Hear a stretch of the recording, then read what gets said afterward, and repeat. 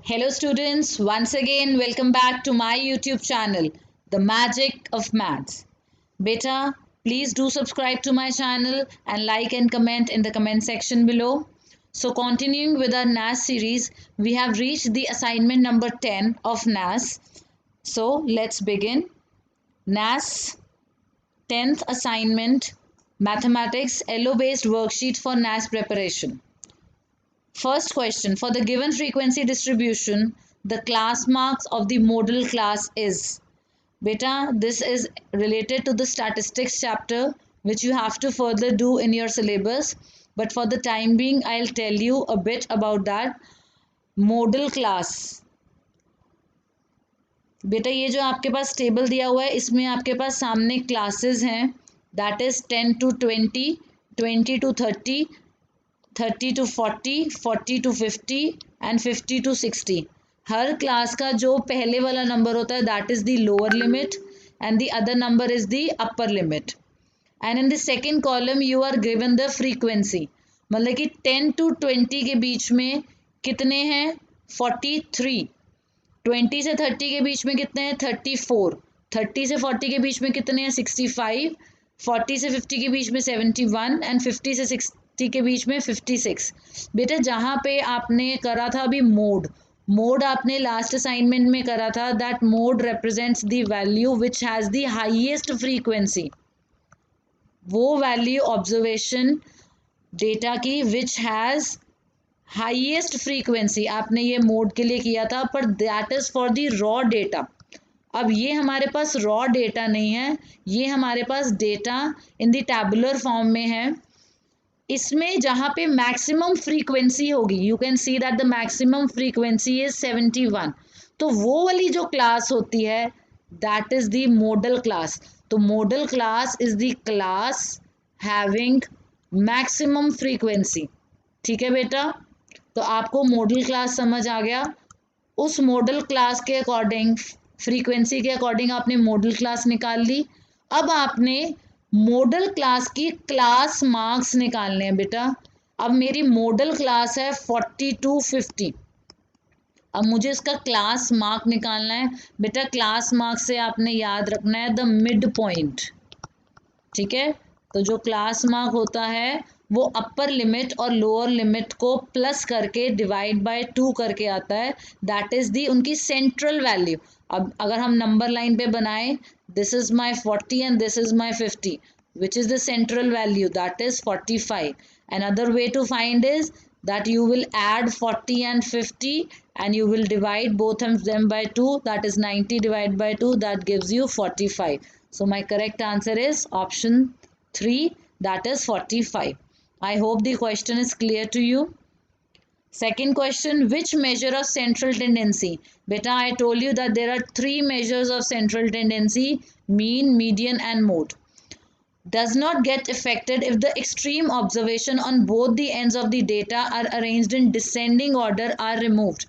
बेटा आपने जब डेटा डिसेंडिंग ऑर्डर में लगाया लाइक दिस, ओके, तो मुझे क्या निकालना है मोड, मीन या मीडियन में से किसके ऊपर इफेक्ट नहीं पड़ता. तो देखो जब हम असेंडिंग या डिसेंडिंग में लगाते हैं तो हम एक्सट्रीम वाली छोड़ते जाते हैं, तो जो हमारे पास सेंटर में वैल्यू बच जाती है उससे हमें क्या मिलता है मीडियन. तो ये जो लास्ट वाली वैल्यूज़ हैं ये मीडियन को इफेक्ट नहीं करती. Okay students, so the answer is option C, that is median. Question number 3, the median of the numbers you have to find. Median निकालने के लिए we will arrange them in the ascending और descending order. So I will arrange them 4, then next number is 6, then next is 15, 19 and 21. So from extreme I'll start underlining one from left and one from right, and at the center I am left with 15. So my correct answer is option C, that is 15.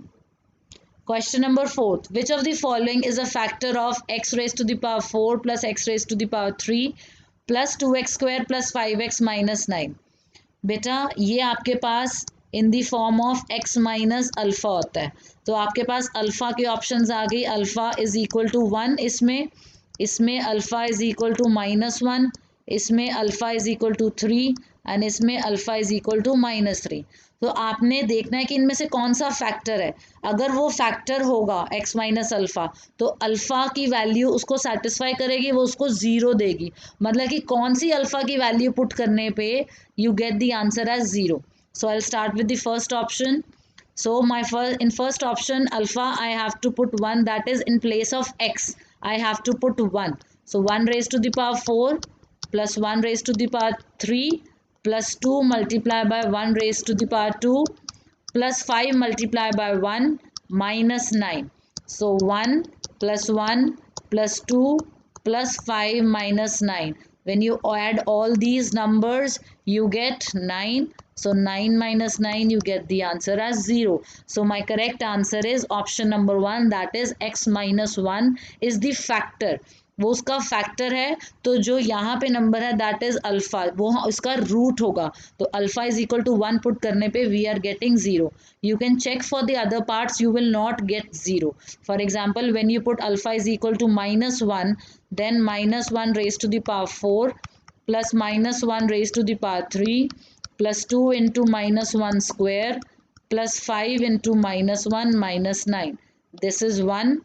This is -1 plus minus gets minus.